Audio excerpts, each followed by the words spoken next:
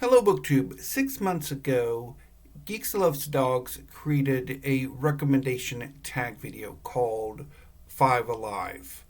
I liked the idea of the tag and decided to do five recommendations myself. I loved it so much that I wanted to keep it up and do more five book recommendation videos where I would focus on a work of fiction, a collection of poetry, a play, a work of nonfiction, which would mostly be history, and a manga recommendation. But I never actually did get around to doing it.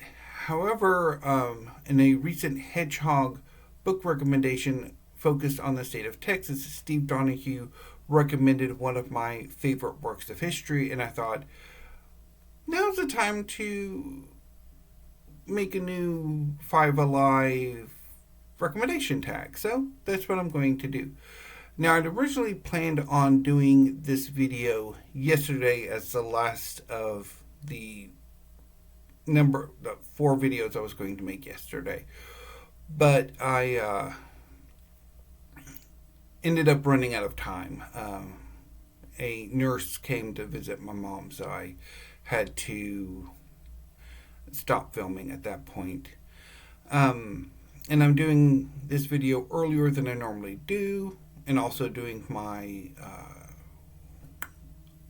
April reading plans today and shortly after I make this video, because we're in the process of spring cleaning week, and that's going to involve moving some things around. The baker's rack that I'm using as a desk is going to go back into the kitchen, and the bookcase behind me that's the focus of the final week of the history section of my library tour is going to go into the living room as a new entertainment center. And I'm going to get that entertainment center that's currently being used back in here to act as a desk and filming location.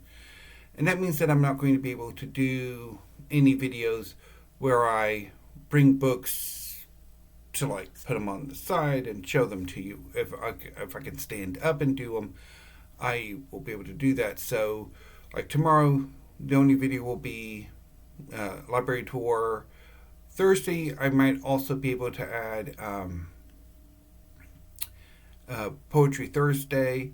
Hopefully by Friday, everything will be settled, but that remains to be seen because the two new bookcases that will be replacing that one is going to be delivered by UPS, and they don't always deliver. Perhaps you will be expecting a rant for that again. Anyway, let's get on with the five books that I am going to recommend to you. So the first book, The Fiction Representative, is a callback to the first of these that I did. Excuse me. And that is The Hours by Michael Cunningham. This novel is deeply inspired by and indebted to Mrs. Dalloway by Virginia Woolf, which was the fiction that I chose for the first Five Alive. So The Hours is set in three time periods over the course of a single day.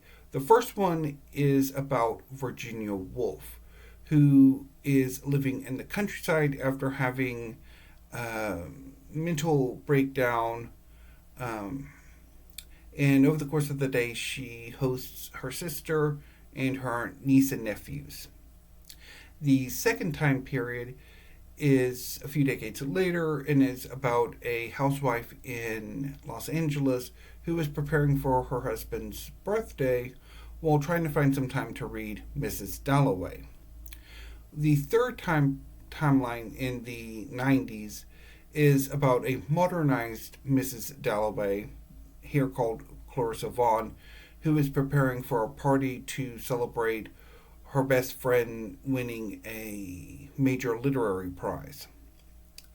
And in this section, a lot of the techniques that Wolf uses for her in her novel are used.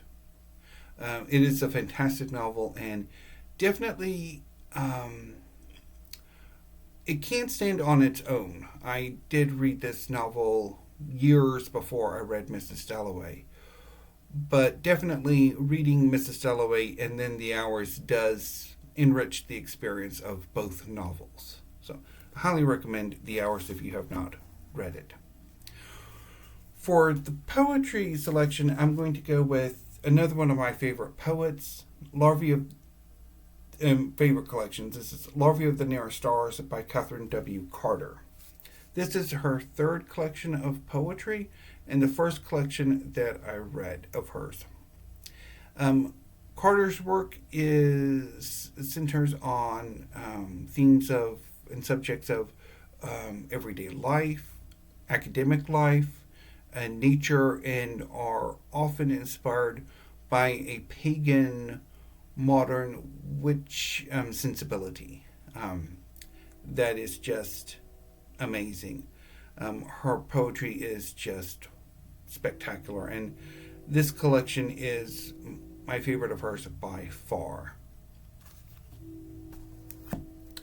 For the drama selection, I'm going to go with Cat on a Hot Tin Roof by Tennessee Williams. This is a play that takes place during the mid 20th century and is about a family falling apart as the in-laws begin to jockey for inheritance position. The patriarch of the family, Big Daddy Pollard, is dying of cancer, though he doesn't know it for much of the play. So the family has gathered to celebrate his birthday and jockey for position. The younger son and favorite son, Brick, has issues of his own. He's become an alcoholic. He's has emotional trauma, and his marriage to Maggie, the titular cat on a hot tin roof, is fracturing and falling apart. And over the course of the play, the reasons for this fracturing are revealed and maybe not resolved.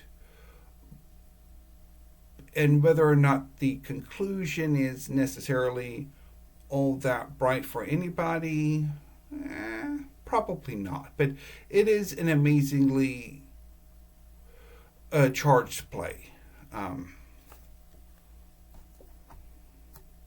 For the work of history that I'm going to recommend, I'm going to echo, and this is Steve Donohue's recent Hedgehog recommendation that centered on the state of Texas. I'm going to echo his recommendation of Big Wonderful Thing, A History of Texas by Stephen Harrigan. This is a big, massive, loving, yet still critical history of the state of Texas, which is one of the larger and more important states in the United States. And Steve's characterization of Texas is very spot on. Although in recent years, more on the negative side of things. So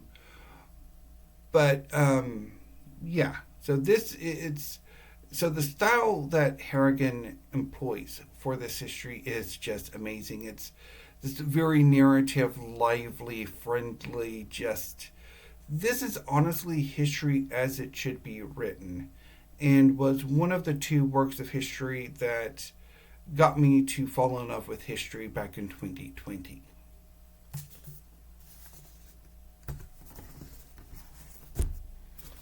So for my final recommendation and the manga representative of the five, I'm going with Fullmetal Alchemist by Hiromu Arakawa. So, Fullmetal Alchemist is one of my favorite manga series. It's, excuse me, it's about two brothers, Edward and Alphonse Elric, who are prodigy alchemists. One day they decide to attempt human transmutation in an attempt to bring their deceased mother back to life. The transmutation fails and rebounds on the brothers, costing Edward his leg and Alphonse his body. To save Alphonse's life, Edward sacrifices his arm to be able to transcribe Alphonse's body on or his soul onto a suit of armor. A year later, and after being fitted with automale prosthesis, it's a fully functional prosthesis. Edward becomes a state alchemist and uses that position to travel the country of Amestris with his brother to try to find the Philosopher's Stone, an alchemical artifact reputed to be able to bypass the laws of equivalent exchange so that they can restore their bodies to what they should be. However, as the brothers travel, they uncover a foundational conspiracy that goes to the very heart of Amestris, and that sees both brothers, as well as a number of their allies, as important human sacrifices for a forthcoming Promise Day. And so the brothers have to decide whether or not they should continue their pursuit of the Philosopher's Stone or dedicate their time to defeating this conspiracy, even after learning the horrible truth about the Philosopher's Stone. This is an amazing series that is, over the course of 27 volumes, tells one central story. The brothers fight against this conspiracy while trying to find a way to ethically restore themselves to what they were before they committed their sin. And the themes of that Arakawa explores, not just self-sacrifice and the greater good, but also the aftermath of genocide, of military dictatorship. It's all of redemption, of finding healthier, more beneficial avenues to a desire to vengeance. It's really amazingly well done. So I highly recommend Fullmetal Alchemist. Just be aware, the first volume is more episodic than the series ultimately becomes. And volume 15 is a sort of steps back and looks at the Ishbalan genocide in more detail. And that is a powerful volume. So those are my 5 recommendations for 5 Alive 2, No Battle Popes. And in BookTube, I will be back with my April reading plans, and then later on today, I will be doing this shelf right here for the 2026 library tour. So look forward to that too. Anyway, BookTube, thank you and have a great morning. And I'm going to go get me a drink.